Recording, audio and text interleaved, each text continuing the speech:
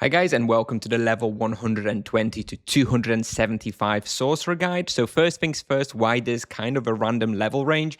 So level 120 is when you unlock Death Echo, and that is an amazing spell. That is basically cornerstone of your rotation, which is why this is where we start a new guide, and we take this one to 275 because that is approximately when you're going to have 225 wheel points, which then lets you use get tier 1 Death Echo and the cooldown reduction on that in the wheel, which then also changes the playstyle drastically. So I figured that would be a good way to split this this guide. This guide basically covers from when you unlock Death Echo until you unlock tier 1 Death Echo in the wheel.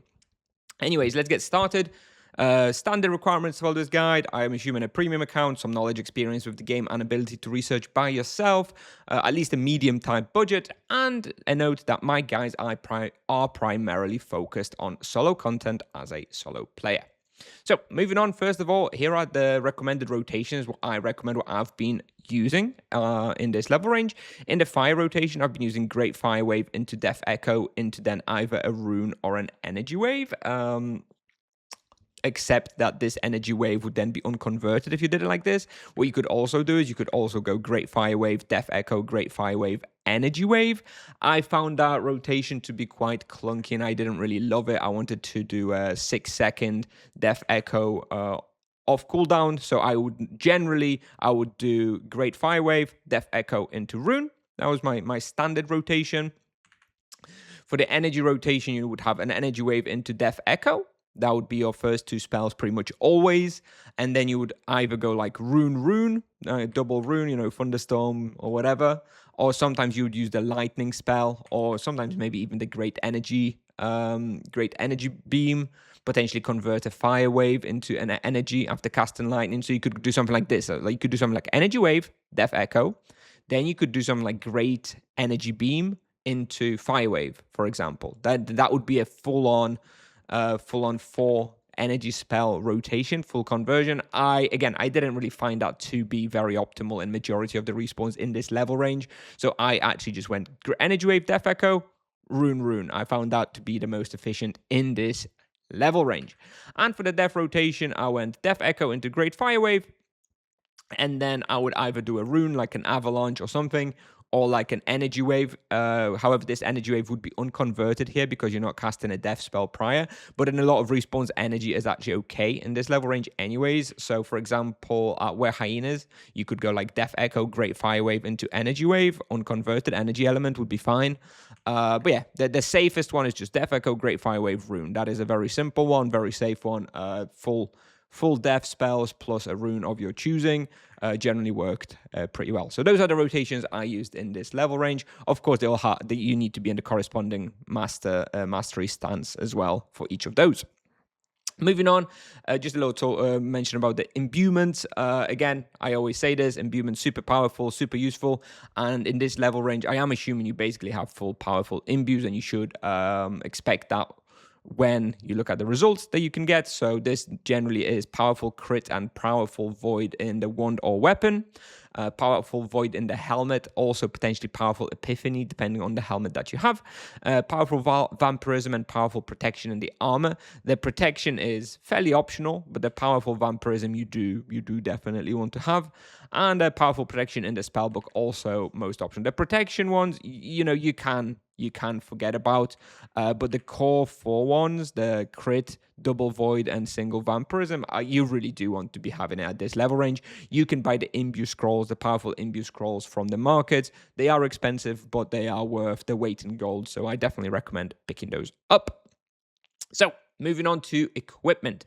Now, this is a level range where there's a lot of equipment. I will not be including everything here. If you want to see like a full list of equipment that might be useful, you probably want to go on TibiaPal.com/equipment. I have everything there for full list.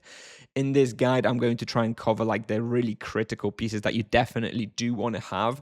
Like everything that you have on this list here. Here we've got helmet to boots. On the next page, we've got weapon, amulet, and ring. Basically, every item that you have on this list, you want, and you probably should invest in it. There is a couple of expensive items here that, you can maybe skip just because it's too expensive. That is the Stoic X Folds at level 250. They are very, very good for beam playstyle. You don't actually strictly need them so much on this level, but they are very, very, very good at higher levels. So you will eventually want to get them. I definitely wanted to make a mention.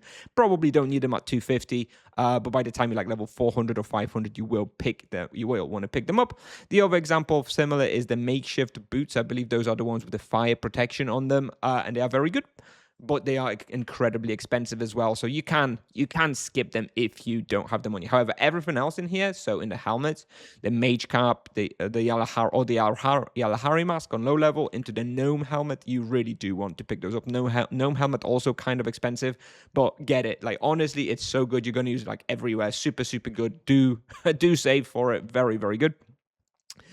Armors, honestly, going to be using the Dwarven armor in majority of this level range. There is like a couple of respawns where you'll use like the Jill coat. You'll use the Jill coat at like Bookworld Chapter 2 because it's all like earth damage, same with like the living armor. But generally, Dwarven armor is king in this level range. I think I use that like 95% of the respawns here. Again, pretty expensive. If you can't afford it, then you should probably be using some of those alternatives, but they will be considerably weaker. For the spellbook, shoulder plate is incredible. Definitely pick that one up ASAP. Lion spellbook also very, very good. And then, from level 80, the cheapo books. On level 130, I think you also have like the spellbook of vigilance with a bit of earth protection. You can pick that one up as well. It's not really absolutely must have though. The shoulder plate and the lion spellbook for the physical protection, very, very, very important.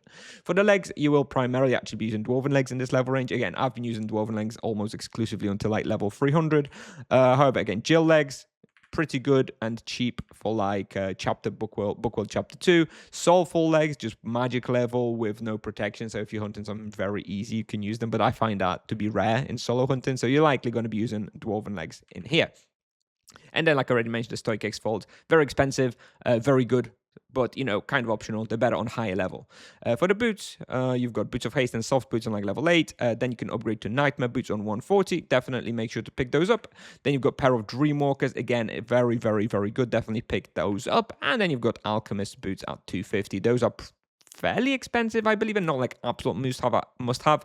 I think they are 2% physical protection in the boots, which is very good.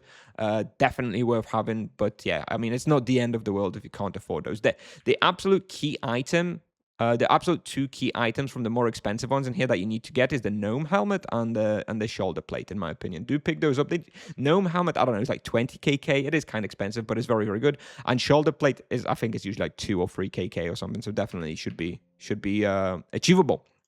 Moving on, for the weapon, you've got a Dream Blossom Staff from level 80 with Void and Strike. Intricate on that one only. Then you've got Jungle Wand, which is, I believe, the first weapon where you've got the powerful Strike and powerful Void you can put in. You can skip it. I actually skipped it. I went straight from Dream Blossom Wand to the Lion Wand at 220. Lion Wand, absolutely incredible. Powerful Void, powerful Strike. This is the most important item, I think, that you can get in this level range. This one, the Lion Wand, the Gnome Helmet, are pretty much the two items that are like super, super valuable. And the Dwarven Armor. The Gnome Helmet, the Dwarven Armor, and the Lion Wand are like the three expensive items you want to pick up. Lion Wand is not that expensive, actually. Lion Wand shouldn't be that expensive, so you should be all right to picking that up. But it's very, very, very, very, very good.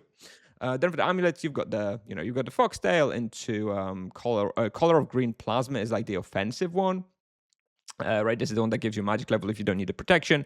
Then you've got a Fjordic amulet, which again is kind of offensive, and I believe it has some earth protection in as well. And you have this new amulet called Flamingo Amulet of Destruction, which gives you fire protection, I believe. Still kind of expensive as of recording of this video, but I do expect the prices of those to be going down. So do try and pick that one up if it's not too expensive. And for the ring, you basically have two options. You've got a Ring of Green Plasma for like an offensive magic level build, or the Prismatic Ring for difficult physical heavy respawns. That one's quite expensive. Usually they like 100 to 200k per hour of usage, so it's like a few imbues worth of usage in the Prismatic Ring alone. Very, very good though. When you go first like Grim Reapers, you definitely want to have it. If you go into like, I don't know, Sunken Quarter with Quaras doing a lot of damage, maybe you want to have it. I'm not sure. Anyway, it is very good in a few respawns. Anyways, this pretty much sums up the equipment and items you want in this level range. So for the wheel, Again, I'll just remind you to make sure to pick up the 2,500 hunting task points from NPC Walter Jaeger Entice for 5 wheels points exchange in the weekly tasks. Very, very good, very valuable. At level 275, I'll talk about that more in the next guide, I suppose, but at level 275, make sure to do the Way of the Monk quest as well for 10 free wheel points. Anyways, the wheel that you're going for in this level range, this is basically the target. This is what you're going to get at 225 points. The tier 1 Echo. So you're not actually going to have it in this level range. And this level range actually focuses everything up until this point. So this is your target at level 275. While you're leveling towards it, you want to pick up first this gem slot around level 100, then this gem slot around level 150. Then you can pick up the boost to the UE around level 200, and then you just kind of gain like some HP maybe in this gem slot right here.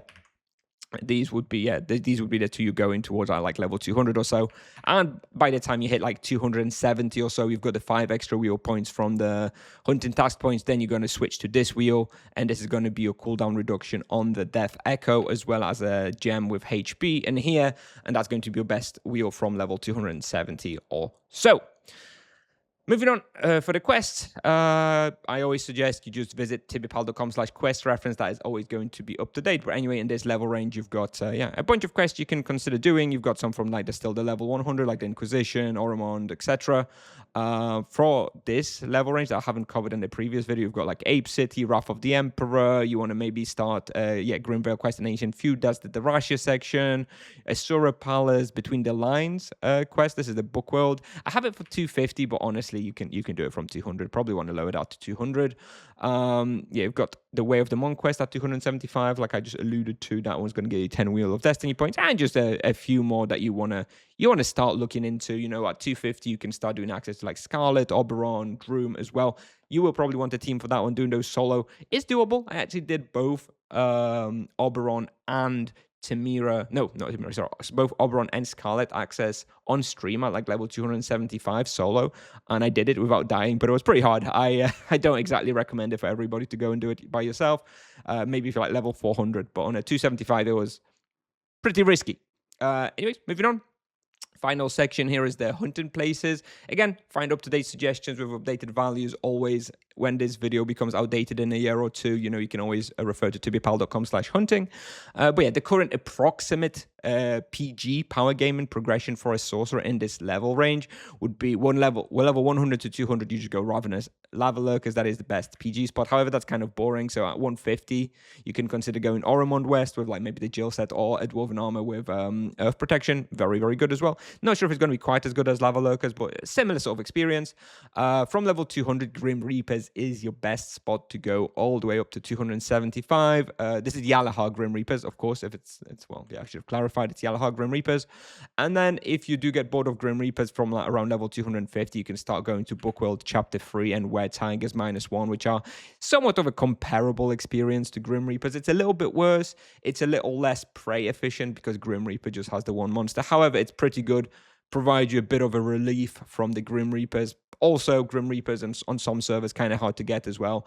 But yeah, anyway, there's the list I have currently listed sorted by experience in this level range.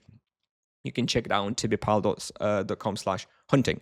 And anyways, that is all I have for you today in this video. If anything's not clear, if you have any further questions, do ask in the comments. I'll do my best to answer. And yeah, I hope that helps. Thanks for watching, and I'll see you in the next video. Bye-bye.